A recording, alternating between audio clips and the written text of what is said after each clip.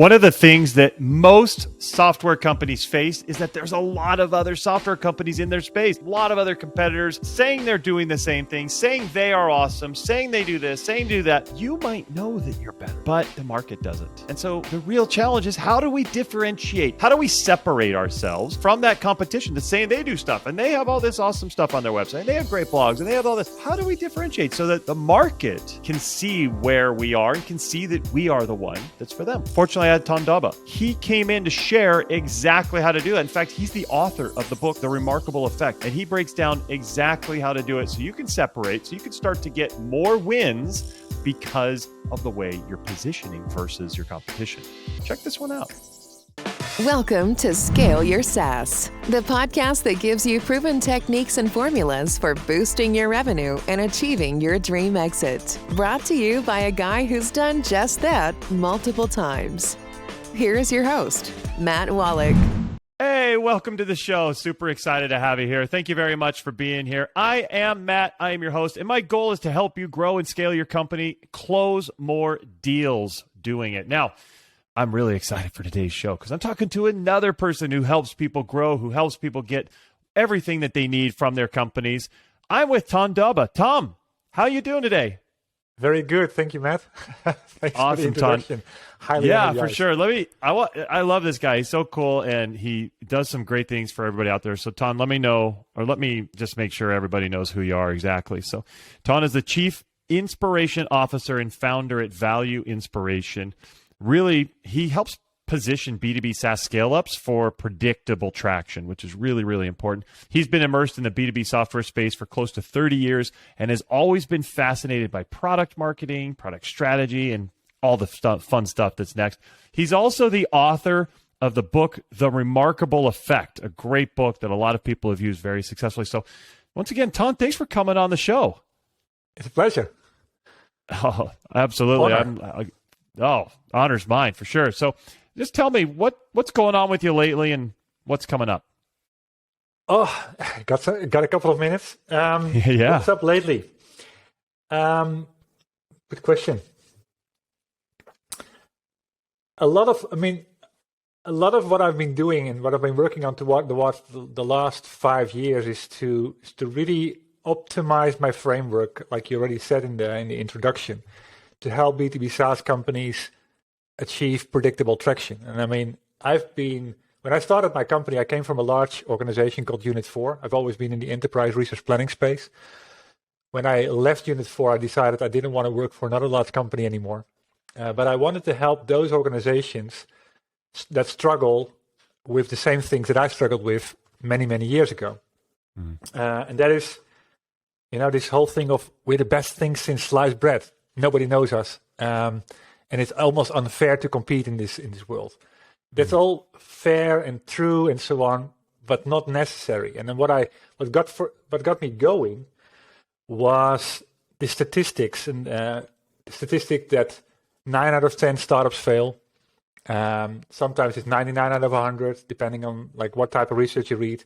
What fascinated me even more was that 75% of scale-ups fail. Companies that have product market fit, that got traction, still, things go wrong. And I think that's not necessary. So that's why I started to tune things, and I've been in the space of positioning and tuning down segmentation. And over and again, you talk about the problems these organizations fail. And you realize that there's this one thing that bubbles up every time again. It's like, okay, traction is there, but if it's not predictable, something is wrong. And once you get it predictable and you can get this flywheel going, then things start to kind of move the right way. So that's where my book comes in, The Remarkable Effect, because that's about the 10 traits that define what I call remarkable software companies, remarkable SaaS companies. And it's really about, what are these guys do different? And it's the small things at the end that make that we start talking about these companies and we keep talking about them, because that is a very important thing as well. Everybody can get their bump, but I mean, I just came from a call with another CEO and he said, that we had some traction and then it fell again, and then we got it again and it fell again. And that's of course the hard thing, because everything is there's all moving parts. that fascinates me, and I'm tuning my portfolio constantly in order to optimize for that, so that I can actually start to deliver guarantees in this respect. And that is something that keeps me energized and on my feet. And in the meantime, in the back of it, I'm writing my second book. So. Oh, very exciting. So you got a lot going on, Ton. Yeah, keep busy. There's like I said, it's almost like a movement or a mission that I'm on, and there's you can. I mean, how many years have we dealt with entrepreneurship, and still we make the same mistakes? It's amazing. So it's keeping people on their feet with, for example, my daily email, a daily tip about one thing that you can do to kind of avoid those mistakes. I think you did the same thing. We follow each other on LinkedIn, and we comment on each other's posts, and there's so many different of these small things that people all agree with, just not realize that they make the mistakes. It's hard sometimes when you're in the moment to see it. That's why I think it's so great to have a coach for people to work with you and I even have a coach. I think it's so important because sometimes when you're in that world, just kind of really focused on what you're doing and your team's doing, you forget to think about some of the big picture and some of the best practices that you should be doing. Even if you know them, you don't truly operate them yourself, do you? True. There's bias kicking in. There's sometimes complacency kicking in. We're doing great, Don't tell me that I'm doing anything wrong, because we're not doing anything wrong, and still you do. Right. I mean, I'm running my mastermind. It's amazing. Every single week, there's something coming up whereby one of them say, didn't even realize I made that mistake. Sometimes we have the hot seat, and the people that are in the hot seat get a lot of value, but the people around it, that are actually challenging and helping the other person see the things they don't see anymore, they get even more out of it, because then you start to realize, wait a minute, I'm actually making all these mistakes myself. Mm-hmm. And it's getting out of your zone. I think that is that's a very important thing. Kind of develop a network of peers around you that are not connected to your problem. Because a lot of CEOs, when I, for example, interview them on my podcast, they say, but I have investors, and I have advisors, and I have a board, but these people are all having invested interest in your company and are biased as a consequence immediately. Mm-hmm. Yeah, it's crazy how that happens. I want to talk about your book, The Remarkable Effect. You talked about 10 different factors. What are some of those? What can people take away from that? Yeah, well, people have asked me, why did you write a book in the first place? Because there are so many books written about, how do you start and how do you create a solid business. Still, I decided to do it and bring it all together, just for also to get the ducks in a row for myself. There's 10 traits. The first one is remarkable software companies acknowledge that they cannot please everyone. And I think that's where a lot of people think that they are doing the right thing. We are highly focused on our ICP. It's a company of 500 people to 5,000 people in this industry, in that country. Well, that's really, really broad, Mm-hmm. And they think they can please everybody in that segment. Well, it's where they're fishing. But out of that segment, there's still 90% that will never buy from them. So it's a very costly exercise. So that's one. Second thing is remarkable software companies create something valuable and desirable. And it's the combination of the two that is really important. Because something valuable is, of course, that's the holy grail, and that's what you all aim for. But how do you make it desirable? So that's a cool thing. And then the third one in that first group is they aim to be different, not just better. And I see open a website. I do work for my customers, and within that I do competitive assessments. I do these assessments on the website of competitors that these companies are facing. 9 out of 10 again are only talking about themselves and that they are the leader. Recently I analyzed 11 vendors in the marketing automation space. 9 were the leader. That's How cool hilarious. is that? Yeah. Yeah. And no, we're the real leader. And the world couldn't care less that you're the leader. I think the way you kind of come across as the leader is when you speak the language of your customers, when you hit the right nerve, when you pay attention, when you show empathy, and it's about them rather than you. That's where people say, wait a minute, now pay attention. So that is one angle of it. And these are three. I've divided my book into three chapters or three parts. The first part is about what I call the value foundation. Second part is about the viability foundation or the viability lever. So how do you create a viable company, and how do you stay stay on the how do you keep the flywheel going? And the last one is the volume lever, which is all about creating momentum and these type of things. I mean, I've highlighted three. Want me to go on? Yeah, no, I mean, I love that so far. I just want to jump in because I feel like differentiation is so important. And right now, if you went to look just Google CRM, and they all look the same, they all sound the same, they're all saying the same thing, they all do this, they all do that. And it's very difficult for a buyer to try and figure out what's right for them. And so differentiation is key. And I talk about this a lot with my clients and make sure that they understand how to differentiate, how to separate from the herd, because that's really what this is all about. Is the buyer is just trying to figure out which is the one that's right for them. And if they think that they're all the same, then they could go anywhere and you have no control. You have no say over it. That's scary.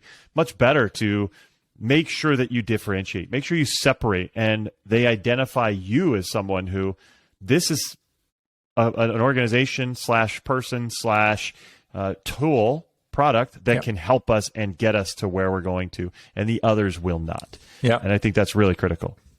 That's all about positioning, right? Mm-hmm. I mean, I like the word positioning, but it's very poorly understood. I mean, what I always kind of stress is it's about taking position. The moment you take position, it gets really clear what you say yes to and what you say no to. Mm-hmm. And that is something that's super scary for organizations. Yeah. But if you don't do it, kind of the problem there is that it will be done for you. It will be done by the customer that thinks, oh, you like them, or by your competition who say, they can just kind of play with you and put you in a corner where they want to have you. So, I would say take it, or otherwise it will be taken from you. Yeah, I think that's pretty amazing. You obviously don't want your buyer to position you in their head the way that maybe you don't want them to, and you definitely don't want the competitor to do it. So it's up to you to take the reins and do that. So you mentioned that that was part one. What are some of the other things from the book that people can learn? Well, the first part, like I said, is about the value foundation. It's the fundament of the business, who you're for, who you're not for, the segmentation side, creating something valuable and desirable to get the flywheel going and then be different and not better.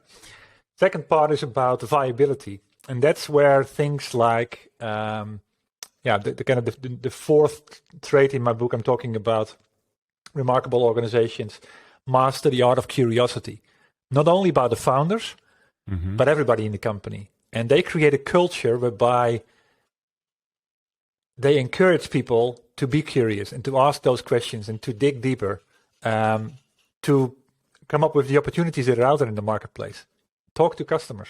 That's where that secret hides. So important. I mean, I'm just finishing a podcast with Christian Owen, CEO of Paddle, and his organization is a couple of hundred people right now, and the way he has scaled it is what he calls two holistic mission principles, which is about two things: we do it for you, and we want to be the most helpful business in SaaS. And those two very simple rules allow everybody in the company to make the right decisions, but also to be curious in the right way. And that is a super powerful thing. Without curiosity, it will start, but it will die very, very soon. Second thing that is in that viability game is that remarkable software companies create new value possibilities. And that again goes back, it's a little bit like the differentiation in the better part. But what they try to do is to take a stance back and create something with a new pair of eyes. How would we do this if we would start with a blank sheet of paper rather than pick something up and make it just a couple of percentage better. Because better at the end is so hard to see and to grasp by a user, but a different way of going about it. And then what's really important, create that shift in value. And in my book, I'm making the analogy with big wave surfing a lot. Because it's in the book, I'm talking about a tour that I made actually to a place in Portugal, which is relatively close to where I live, to a place called Nazaré. But to create a big wave behind you and to get people to move, even if your solution is sort of 20, 30, 40% better than what they already have, it's really, really tough for organizations to move, especially in the enterprise SaaS space, because there's so many risks involved. So it needs to be really about new value possibilities. That's the second one in that group. The third one is they focus on the essence. Words like focus come up, but more importantly, I guess, is that they really drill down into like what is the real problem we're trying to solve here.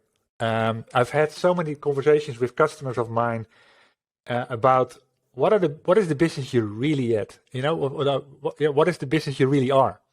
I came from the ERP world. I always thought we were an enterprise a software player, an ERP software player, but it wasn't the case. That was just a corner that we were put in by the likes of Gartner, Forrester, IDC.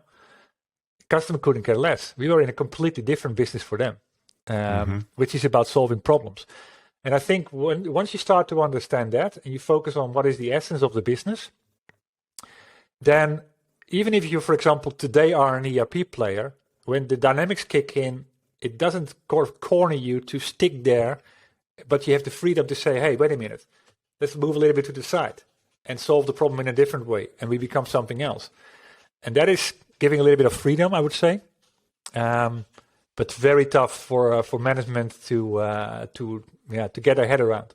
And the last one is, and now I have to think myself.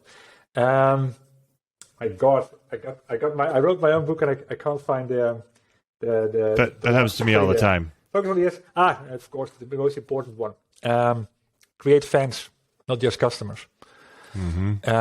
Almost like a no-brainer, but so hard to do. How many companies have fantastic customers, still don't make it? And that starts again with the first trait. If you segment wrong, you will get customers. Sales cycles will take a little longer, win rates will be a little lower. You have to give a little bit more discount, but you will get customers. The problem with those customers that are not your perfect fit is that just bring the whole company down. Oh, absolutely. They start asking for things and keep your R&D organization super busy. Yeah, with things and it's the wrong stuff. It's the wrong stuff, exactly. Yeah. And your R&D department is like, okay, we're doing our best and we're going to build it in the next release. And they don't even say thank you. It is almost like, where have you been? This should have been there from the first beginning. Yeah, but they were the wrong to get to the to become a customer in the first place. So one of the questions and that's one of the prompts that I use in a lot of in my workshop is, if you look at your customer base with an honest mindset, which of your customers should have been way better off with your direct competitor? Name them. If you start looking at that honestly, it's revealing. So it's not about we have to close. A lot of organizations, especially in the enterprise software space, when you ask them how many deals do you need to have this year to make a fantastic year, numbers come up like 30, 50. So it's not the world. So why not look out there for the best 55 and close 50? Yeah, why would you need 500 leads and just find the best ones? Exactly. Yeah. And that comes down to segmentation. It comes down to kind of getting all of those things right from the start, the foundation. Because then when you understand these people in the right way, you speak their language, you can build specifically for what these people love. That turns them into fans. They'll buy more from you, buy more often from you, and they bring their buddies. So that's a really important point there. Let me stop. I love that. I'm soaking up so much. I hope everybody out there is taking it all in. I want to leave some to the imagination, and we're also getting low on time, but definitely check out the book, The Remarkable Effect. What I do want to ask you, Tom, before we run out of time is, what advice would you give to early stage software leaders, software founders who are just getting going, kind of starting to see some initial traction? What advice can you give so that they don't hit that plateau, they don't get stuck, and they can keep moving forward?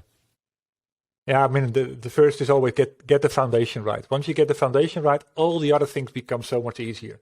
So get really, really clear and honest about who you're really for and who you're not really for, you know? Sometimes it's easier to say, we're not for those, we're not for those, we're not for those, but go and pick them not in the obvious way, like way out of your segmentation. Within the current market that you think you are for, kind of try to describe the ones where it's actually a no-go, and you know it. That gives already so much clarity. I wrote a long-form blog recently on it, and I'm talking about, it's almost like creating your favorite cocktail. So imagine yourself on the beach, favorite cocktail, whatever it is, mojito, name the names. What a lot of organizations do is they actually stop with segmentation where it's still a glass of water. It's this empty, big bucket of cold stuff that no one really likes. It's just, okay, it's good for your thirst. But once you start to throw in the ingredients, you know, the lime, the ingredients of the thing that make it your favorite, then you're talking about your customer in a different way. You talk about the dynamics that keep them going, that are important to them, or actually threatening them. It's about what these people care about. It's about what their values are all about. It's all on their website. It's what risk they tolerate or don't tolerate, what they aspire, what they value. I mean, all of these type of things. Just throw in those ingredients and it becomes something that is uniquely you. And from there, it's you can start to take it on. And I love it. People think that, okay, but once we have defined it, it's forever. It's not forever. The market is dynamic. Start closing 9 out of 10 in that segment. And once you dominate it, which will take some time, go left and right. It's as simple as that. But it's a lot more fun and a lot easier to manage, a lot less costly. And you get a lot farther without a lot of funding. That's great. Excellent advice. I hope everybody took it to heart for sure. Ton, this has been fantastic. I really appreciate you coming on, sharing some insights from your book, sharing some insights from your experience. Where can people learn more about you and The Remarkable Effect? Yeah, just go to theremarkableeffect.com and then you can download a copy of my book. If you want to reach out to me, go to LinkedIn, find me, Ton Dobbe, and eager to connect and then start a conversation. Perfect. And we'll put all those links into the show notes for everybody out there so you can get them, all that fun stuff there, and make sure you connect with Ton. This has been awesome. Ton, thanks for coming on the show. Thank you for having me.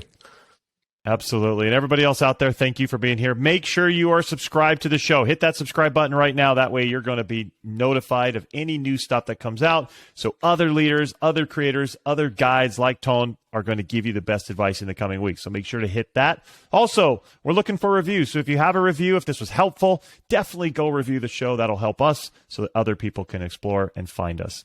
Thank you very much for being here. We'll see you next time. Take care. Bye-bye. Thanks for listening to Scale Your SaaS. For more help on finding great leads and closing more deals, go to mattwolach.com.